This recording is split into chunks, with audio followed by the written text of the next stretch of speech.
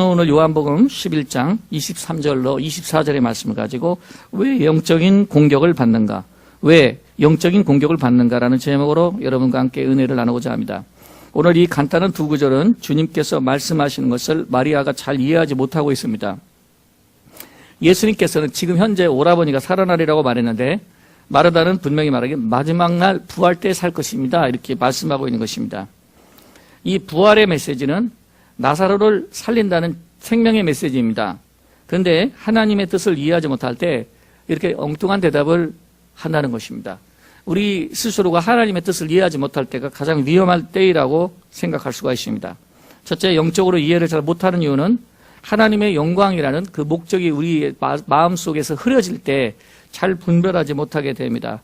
여러분, 하나님의 뜻을 분별하는 것을 이상한 것으로 여기면 안 됩니다. 여러분, 살든지 죽든지 먹든지 마시든지 무엇을 하든지 하나님의 영광이 목적이 되면 여러분 안에 하나님의 뜻이 선명해집니다. 주님의 말과 주님께서 말씀하시는 그 믿음에 대한 이해의 부족은 바로 이 하나님의 영광을 가로막을 뿐 아니라 하나님께서 기적을 주는 것도 가로막는다고 할 수가 있습니다. 쭉 이어서 요한복음 11장 40절에 보면 네가 만일 믿으면 하나님의 영광을 보리라고 얘기했습니다. 여기서는 기적과 영광을 말씀하는 것이죠. 하나님의 영광도 나타나고 오라버니 나사로가 살아나는 그런 영광을 본다는 것을 말씀하고 있는 것입니다. 사람을 보면 사람은 두 가지 영광 중에 하나를 선택하게 되어 있습니다. 첫째는 사람의 영광을 선택하는 사람이 있습니다. 또 둘째는 하나님의 영광을 선택하는 사람이 있습니다. 이 두 가지 중에 하나를 선택하느냐가 그 사람이 총명 있게 사느냐 어리석게 사느냐, 인생을 슬기롭게 사느냐 우매하게 사느냐를 결정한다고 할 수가 있습니다. 저는 먼저 세 종류의 영적인 공격에 대해서 설명하겠습니다. 첫 번째로 귀머거리 영입니다. 그것은 뭐냐면 하나님의 음성을 듣지 못하는 사람을 말하는 것입니다. 경청하는 귀가 열리지 않는 사람, 이런 사람이 영적으로는 크게 불행한 사람인 것입니다. 마귀에게 공격당하는 이유는 귀머거리의 영을 갖고 있기 때문입니다. 자, 예수님께서 계시록에 7교회들에게 말씀하실 때 하신 우리는 말씀을 잘 기울여 봐야 됩니다. 거기에 말씀하신 걸 보면 예수님께서 귀 있는 자는 성령이 교회들에게 하시는 말씀을 들을지어다 말씀하고 있습니다. 귀 있는 자에 대해서 말씀하시죠. 또 살아서 예수님께서 공생의 복음 사역하실 때 말씀한 것은 귀 있는 자, 너희는 들을 귀 있는 자는 들을지어다, 이렇게 얘기했습니다. 그래서 경청하는 귀를 열지 않을 때 영적인 공격을 받는다고 할 수가 있습니다. 둘째는 벙어리 영입니다. 이것은 뭐냐면 잘못된 말을 자꾸 하는 것이죠. 권세의 언어를 말하지 못할 때, 불신의 말을 할 때, 감사의 말을 하지 않고 원망의 말을 할 때, 기도할 때 이런 긍정과 믿음의 언어의 부족에서 나오는 그런 말을 하는 사람을 말합니다. 이는 벙어리의 영입니다. 하나님의 뜻을 말하는 것, 하나님의 말을 말하는 것, 하나님 앞에서 믿음을 얘기하는 것, 감사를 말하는 것, 이런 언어의 부족이 영적인 공격을 받게 하는 가장 중요한 원인입니다. 여러분 반대로 생각해 보십시오. 여러분 축복된 말을 열고 여러분들이 긍정의 말을 할 때 영적인 공격은 사라지게 됩니다. 세 번째는 미련한 영이 있는데 무지한 행동으로 살아가는 것을 말합니다. 성령께서 주시는 지혜와 순종들이 부족할 때 이렇게 무지하게 됩니다. 어리석은 일을 반복하는 것, 그것은 개가 토한 것을 다시 먹는 것과 똑같습니다. 돼지가 몸을 씻고 다시 더러운 구덩이에 눕는 것과 똑같습니다. 이것은 그 사람 속에서 미련한 영이 역사하기 때문이죠. 우리는 다시금 이 말씀을 살펴봐야 되겠습니다. 귀 있는 자는 성령이 교회들에게 하시는 말씀을 들을지어다. 사랑하는 성도 여러분, 믿음은 들음에서 납니다. 들으면 그리스도의 말씀에서 말미암습니다. 그리고 성령이 아니시고는 하나님께서 주시는 깊은 것을 통달할 수가 없습니다. 사람의 말과 사람의 지혜가 아니라 성령이 하시는 깊은 것을 알고 있어야 우리가 하나님의 뜻을 따라가게 되는 것입니다. 마귀는 우리가 듣지 못하도록 전쟁을 하고 있습니다. 그래서 귀머거리 영으로 역사하고 우리가 믿음의 말을 하지 못하도록 벙어리 영으로 역사하고 또 어리석은 일을 반복하도록 미련과 무지를 우리에게 자꾸 주입하고 있는 것입니다. 이 벙어리의 영은 바로 바보의 영입니다. 사람들의 영적인 이해력과 분별력에 영향을 미치는 것을 말합니다. 분명히 사탄은 개입하고 있습니다. 우리가 하나님의 뜻이 무엇인지 이해하는 데 개입하고 있습니다. 우리가 분별하는 데 마귀가 개입하고 있다는 사실인 것입니다. 성경은 말하고 있습니다. 천국의 비밀을 아는 너희 눈과 귀가 복되도다. 하나님의 비밀을 알아보는 눈이 되어야 되고 천국의 비밀을 알아보는 귀가 되어야 된다고 말씀하고 있는 것입니다. 귀머거리, 벙어리의 영, 어리석은 영은 항상 불신과 같이 합니다.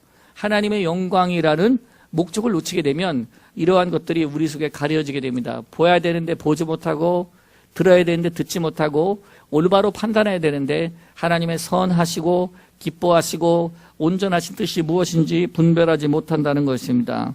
여러분, 항상 믿음 안에서 우리가 살 수 있는 능력을 갖춰야 되겠습니다. 믿음을 가르쳐 드리느니 여러분들이 문제를 만날 때 이 문제는 영광의 기회라는 생각을 가져야 됩니다. 하나님께서 영광을 주실 수 있는 큰 기회다라고 생각하고 축복된 감사를 해야 되겠습니다. 제가 13년 전인가요? 그때 노트를 이렇게 떠들어 봤는데, 제가 돌아가신 미국의 질 오스틴 목사님하고 인터뷰할 때 적어놓은 것을 제가 거기다 기록한 것을 제가 읽어봤어요. 거기 봤을 때, 저에게 얘기해 준 겁니다. 목사님, 패스터리, 이 목사님, 주님의 일은 모두가 감사한 것입니다. 주님의 일은 어렵든지 고통당하든지 감사하지 않을 수 있는 것이 없습니다. 그렇게 적어놨는데 제가 그때 은혜를 많이 받아서 그거를 적어놓은 것을 제가 봤습니다. 여러분, 그렇습니다. 문제는 그 당시 볼 때는 고통스러워 보이지만 그러나 그것이 영광의 기회라는 사실입니다. 감사할 기회라는 사실인 것입니다. 문제는 문제가 아니라고 생각해야 돼요. 문제는 그냥 딱 한 가지가 문제입니다. 우리 마음이 문제이지 문제가 아닙니다. 여러분, 어떤 공사를 할 때 다 깨트려야 됩니다. 뒤집어야 됩니다. 그래서 먼지가 날립니다. 그때는 우리가 참 불편합니다. 하지만 깨끗하게 단장을 하게 되면, 이야, 멋지게 이 공원이 조성됐네, 멋지게 이 집이 지어졌네, 멋지게 인테리어가 됐네, 이렇게 느낄 수가 있는 것이 있습니다. 무슨 문제를 일으키는 것 같지만 사실은 하나님께서 어떠한 공사와 개혁을 하고 그럴 때가 있습니다. 그때 여러분, 우리는 순간적으로 낙심하게 있었습니다. 이때 믿음의 영을 가진 사람들은 귀머거리의 영을 듣지 않습니다. 낙담의 말을 듣지 않고 벙어리의 영으로 입을 다물고 있지 않습니다. 이 문제는 하나님께서 역사하실 기회로다. 그리고 영광 안에서 하나님을 찬양하고 감사하는 것입니다. 마귀는 좋은 상황으로 보이지 못하도록 한다는 것이죠. 모든 것이 악조건으로 보이게 합니다. 그것이 바로 올바로 보지 못할 때 그런 것입니다. 하지만 하나님의 성령은 여러분들에게 큰 능력을 주실 것입니다. 생각이 썩지 않도록 우리를 잘 관리하고 그리고 하나님의 뜻을 따라서 나가야 되겠습니다. 생각이 썩기 때문에 사람이 망하는 것이지 문제 때문에 사람이 망하는 것이 아닙니다. 따라서 우리는 믿음의 말을 하며 믿음의 능력으로 살며 믿음으로 생각하며 아버지의 뜻을 따라갈 수 있어야 되는 것입니다. 하나님은 하나님의 그 일을 하실 때 열정 있는 사람을 세우십니다. 그리고 어려움을 어려움으로 보지 않고 오히려 흥분으로 그것을 받아들이고 큰 영적인 기쁨과 감사로 느끼는 사람을 사용하는 것입니다. 하나님과의 관계보다 사람과의 관계가 더 중요한 신앙생활을 하지 않도록 주의해야 되겠습니다. 우리가 영적으로 자립할 수 있는 사람, 이 사람을 성숙한 사람이라고 하겠습니다. 이 사람은 사람을 의지하지 않는 사람이고 하나님을 범사에 의지하는 마음을 가진 사람이라고 할 수가 있겠습니다. 사랑하는 성도 여러분, 왜 기도하는 사람을 하나님께서 쓰십니까? 기도가 바로 하나님을 의지한다는 가장 중요한 사인이기 때문입니다. 또한 나아가서 책임성 있는 사람을 하나님께서 사용하십니다. 그것은 그의 마음속에서 십자가를 지기로 결심한 사람입니다. 사람을 의지하지 않는 사람, 십자가 지기로 결심한 사람, 그 사람 안에는 반드시 하나님의 뜻을 계시해 주시게 돼 있어요. 하나님께서 그 사람 마음속에서 성령으로 조명을 주시고 빛을 비춰 주셔서 하나님의 뜻을 발견하고 그 사람을 세워 나갑니다. 그 사람은 반드시 믿음의 은사를 더 충만하게 얻게 되는 것입니다. 우린 주님께서 하신 말씀을 다시 한번 생각해 보겠습니다. 무릇 있는 자는 받아 넉넉하게 되고 없는 자는 그 있는 것까지 빼앗기리라. 아버지의 뜻대로 사는 것, 또 하나님 앞에 믿음을 가진 사람은 믿음을 더 얻습니다. 그러나 믿음을 잃어버린 사람은 그 있는 믿음마저도 빼앗기게 된다라는 것입니다. 따라서 두 가지를 잘 각오해야 되겠습니다. 십자가를 지기로 생각하는 사람, 사람을 의지하지 않고 오직 하나님을 의지하는 사람, 이 두 가지를 점검하다 보면 하나님의 음성을 듣는 큰 축복을 받게 됩니다. 반드시 듣게 됩니다. 양떼를 위해서, 교회를 위해서 살아가다 받는 상처와 고통을 싫어하지 말라. 이거 하나님께서 저에게 늘 하는 얘기예요. 내가 목회를 하다 보면 사람들이 나도 미워지거나 싫어질 때가 있습니다. 뭐 저런 사람이 다 아니다라는 생각을 가질 때가 있어요. 근데 하나님께서 번번이 얘기해 주세요. 그것도 유익한 생각이 아니다. 성경은 내가 주님을 따를 때 반드시 어떠한 배척이나 시험이나 어려운 일이 있다라고 예언되어 있습니다. 주님, 제가 그래서 주님께 기도했습니다. 저도 주님 상처와 고통을 싫어했습니다. 주님께서 당연한 것을 받으라고 했는데 나는 그것을 또 하지 못했습니다. 성경에 온전히 기쁘게 여기라고 했으니까 그 다음에는 그런 말씀을 자꾸 반복하면서 기도하면 이기며 나가게 되면 그러면 영적인 힘을 하나님께서 주십니다. 해보실까요? 온전히 기쁘게 여기라. 예, 온전히 기쁘게 여겨야 됩니다. 어려운 일들이 항상 있기 때문입니다. 여러분 그냥 만나서 사람이 아닙니다. 사람 속에는 영이 있어요. 사람 속에는 성령이 있거나 사람 속에 악령이 있습니다. 그 또 어떤 사람은 성령으로 갔다가 악령으로 갔다가 왔다 갔다 합니다. 영으로 갔다 육으로 갔다 똑같은 현상입니다. 그래서 사람이 불완전하기 때문에 우리는 사람 의지하지 않아야 됩니다. 그리고 나아가서 합당한 십자가를 지고 우리에게 있는 상처와 고통을 주님께 드리며 감사하면서 나가야 됩니다. 여러분 다시 한번 나는 옛날에 목사님께 들은 말씀을 생각하면서 오늘 2부 예배 이렇게 설교를 감동받아서 말씀 바꾸게 된 것입니다. 주님의 일은 감사하지 않는 것이 없습니다. 주님의 일은 고통받고 어려운 일도 감사하지 않는 것이 없고 기쁘지 않을 것이 없습니다. 그래서 이 말씀을 들을 때 제가 큰 마음의 감격과 위로가 됐습니다. 요한일서 5장 14절에 그를 향하여 우리의 가진 바 담대한 것이 이것이니 그의 뜻대로 무엇을 구하면 들으심이라. 할렐루야. 하나님의 뜻대로 구하는 것이죠. 우리가 계시적이어야 된다는 것을 말합니다. 계시적이란 얘기는 하나님이 정말 뜻하시는 것을 내가 정확하게 이해하고 알아들을 수 있는 능력을 말합니다. 그 증거가 무엇이라고 했죠? 십자가 질 수 있는 사람입니다. 또 증거가 무엇입니까? 사람 의지하지 않는 것, 영적인 자립을 이룬 사람이죠.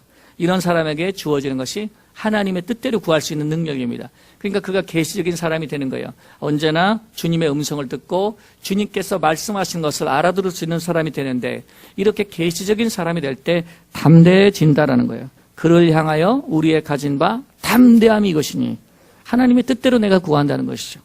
하나님의 계시를 가지고 있을 때는 굉장한 담대함이 옵니다. 내가 하나님의 뜻을 갖고 있을 때는 굉장한 담대함이 옵니다. 큰 용기를 주시는 것입니다. 우리가 겁먹고 비겁해지고 두려워지고 마음이 초조해지는 것은 그 사람 마음속에 하나님의 뜻을 품지 못했던 것입니다. 여러분 가장 큰 하나님의 뜻을 여기 여러분들에게 소개할 수 있습니다. 그것은 우리 주님께서 주신 칼보리 십자가입니다. 아무도 이후는 나를 괴롭게 하지 말라. 이후에 내가 예수의 흔적을 가졌노라. 나는 십자가에서 날마다 죽노라. 나는 이 십자가 외에는 아무것도 자랑할 것이 없노라. 내가 그리스도와 함께 십자가에 못 박여나니 그런즉 이제는 내가 산 것이 아니오 오직 내 안에 그리스도께서 사신 것이라. 사도 바울은 이렇게 고백했던 것입니다. 마귀의 적진을 파괴할 수 있는 파괴력이 나오는데 그것은 하나님께서 주시는 계시를 가진 담대함입니다. 여러분이요 항상 주님께 받은 계시가 있고 받은 증거가 있는 축복된 여러분들이 되시기를 바랍니다. 계시적인 사람은 항상 기도가 갈급하고 기도에 대해서 목마름이 있습니다.